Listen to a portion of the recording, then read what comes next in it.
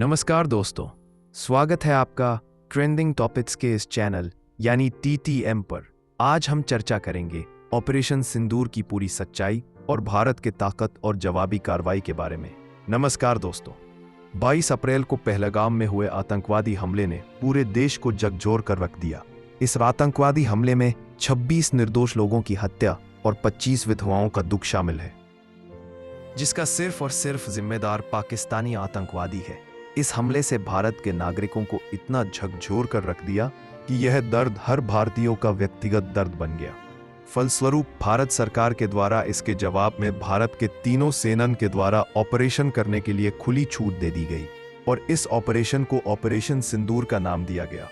आज की वीडियो में हम जानेंगे कि आखिर ऑपरेशन सिंदूर क्या था, इसका नाम ऑपरेशन सिंदूर ही क्यों और कैसे पड़ा, इसमें कौन कौन से हथियारों का इस्तेमाल किया गया और अंत में ऑपरेशन सिंदूर का क्या परिणाम रहा। पूरी डिटेल में और सच्चाई के साथ आज के इस वीडियो को शुरू करते हैं। 22 अप्रैल 2025 को आतंकी समूह ट्रांसफर फ्रंट LET के एक फ्रंट ने पहलगाम में हमला किया गया, जिसमें आतंकवादियों के द्वारा 26 लोगों की निर्मम रूप से हत्या कर दी गई। इसमें मृतकों में कई विवाहित पुरुष भी शामिल थे।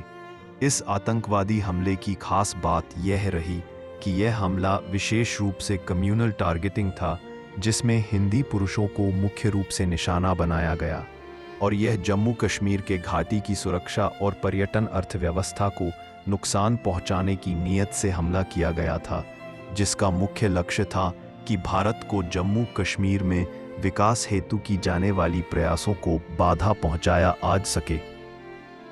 बात करते है कि पहलगाम आतंकवादी हमले के बाद जारी करने वाले ऑपरेशन का नाम आखिर ऑपरेशन सिंदूर ही क्यों पड़ा। जैसा कि इस आतंकवादी हमले में विशेष रूप से विवाहित हिंदुओं को निशाना बनाया गया था, तो आप जानते हैं कि हिंदू महिलाओं में सिंदूर का क्या महत्व होता है। इसी कारण 25 विधवाओं का बदला लेने के लिए प्रधानमंत्री नरेंद्र मोदी जी ने इस ऑपरेशन का नाम सिंदूर के नाम से रखा, जिसका में मुख्य मुद्दा उन विधवा महिलाओं को न्याय दिलाना था। इसीलिए इस ऑपरेशन को सिंदूर की थीम में ऑपरेशन सिंदूर रखा गया। ऑपरेशन सिंदूर की रणनीति और लक्ष्य के बारे में बात करें तो यह ऑपरेशन भारत के तीनों सेनाओं के द्वारा मिलकर तैयार की गई थी, जिसका मुख्य मकसद भारत सीमा में छुपकर रह रहे आतंकवादियों को मार गिराना और उसका खत्म करना था, जिससे कि भविष्य में भारत के विरोध होने वाले आतंकवादी हमलों को पूर्ण रूपेण रोकी जा सके। ये ऑपरेशन सन 1971 के बाद ऐसी पहली सैन्य कार्रवाई थी जिसमें भारतीय आर्मी, भारतीय एयरफोर्स और भारतीय नेवी के द्वारा मिलकर अंजाम दिया गया। इस ऑपरेशन में कुल 9 ठिकानों पर हमला किया गया, जिसमें POK के 5 ठिकानों और पाकिस्तान के 4 ठिकानों पर हमले किए गए, जिसमें अब्बास, कोटली, बरनाला, सियालकोट, महमूना, सियालकोट। इस ऑपरेशन की टाइमलाइन और निष्पादन की बात करें तो 7 मई 2025 की रात 1:40 में इंडियन फोर्सेस के द्वारा अब्बास कैंप पर निशाना लगाते हुए कार्रवाई करना शुरू किया। इस ऑपरेशन में कुल 23 मिनट के अंदर 9 कैंपों में हमला किया गया, जिसमें आतंकवादियों का भारी नुकसान हुआ। फिर इंडियन आर्मी के द्वारा केवल 3 मिनट में 13 पोस्टों को ध्वस्त कर दिया गया। इसमें स्कैल्प क्रूज मिसाइल का इस्तेमाल किया गया, जिसकी रेंज 450 किलोमीटर है। साथ ही हैमर PGM, जिसकी रेंज 50 से 70 किलोमीटर है, का भी इस्तेमाल किया गया। इसके साथ ही अन्य विस्फोटकों का भी भारत के तीनों सेनाओं के द्वारा इस्तेमाल करने हेतु तत्पर थी। ऑपरेशन सिंदूर के परिणाम के बारे में बात करें तो इसका परिणाम आतंकवादियों के लिए बहुत ही नुकसानजनक रहा, जिसमें आतंकियों का काफी संख्या में मृत्यु एवं क्षति हुई है। इस ऑपरेशन में लगभग 100 आतंकवादियों को मार गिराया, जिसमें JEM का प्रमुख अब्दुल रऊफ अजहर भी शामिल था, जिन्हें IC-8 हाईजैकिंग और डैनियल पर्ल की हत्या के मास्टरमाइंड के रूप में जाना जाता रहा है। यह ऑपरेशन पर्ल परिवार के लंबे इंतजार यानी 23 साल के बाद भारतीय सेना के द्वारा न्याय दिलाना था। इस ऑपरेशन के दौरान हुए हमलों पर पाकिस्तान के द्वारा दावा किया गया कि घायलों में बेकसूर नागरिक, स्कूल, मस्जिद और सिविल इंफ्रास्ट्रक्चर का नुकसान करने के बारे में बताया गया है, जो कि सरासर झूठा दावा किया जा रहा है।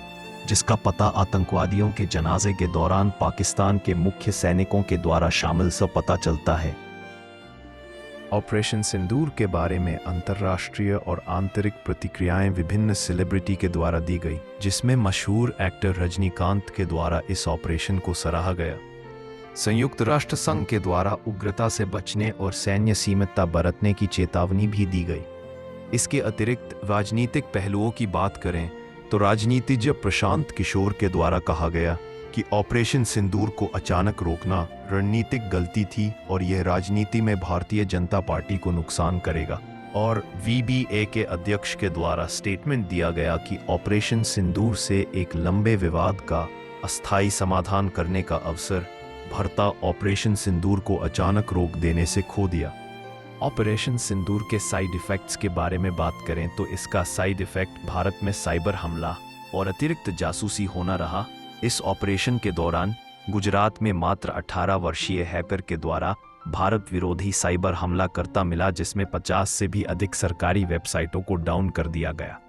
अंत में गुजरात ATS ने उसे हैकर को गिरफ्तार किया। फिर नौसेना के क्लर्क को भी पाकिस्तान की एक महिला एजेंट प्रिया शर्मा ने हनी ट्रैप किया, जिससे सी का महत्वपूर्ण जानकारियां भी लीक हुई। ऑपरेशन के बाद से भारत ने घोषणा की है कि वह 2029 तक 52 रक्षा सैटेलाइट्स कार्यान्वित करेगा ताकि सतत निगरानी और स्पेस बेस्ड सुरक्षा सुनिश्चित हो सके। साथ ही जय स्पेस डॉक्ट्रिन पर भी काम तेज गति से चल रहा है। फिलहाल ऑपरेशन सिंदूर को भारत सरकार ने पॉज किया हुआ है, जिसे जरूरत पड़ने पर कभी भी शुरू की जा सकती है। आज ही पाकिस्तान की असीम मुनीर के द्वारा पाकिस्तानी सेना में विस्फोट के कारण 13 से 16 जवान मारे जाने का इल्जाम भारत पर लगाया है, जिसे भारत सरकार ने सिरे से खारिज कर दी है। तो दोस्तों, यह था पूरा ऑपरेशन सिंदूर का सफर। पहलगाम के दर्द से शुरू होकर सीमा के पार जोरदार जवाब तक। नाम का भाव, तंत्र का दम और देश की प्रतिक्रिया सब एक साथ देखने को मिला है। आपको वीडियो कैसा लगा नीचे कमेंट में बताएं, और यदि आप ऐसे देश हित के विश्लेषण चाहते हैं तो लाइक, सब्सक्राइब और बेल बटन जरूर दबाएं। जय हिंद, जय भारत।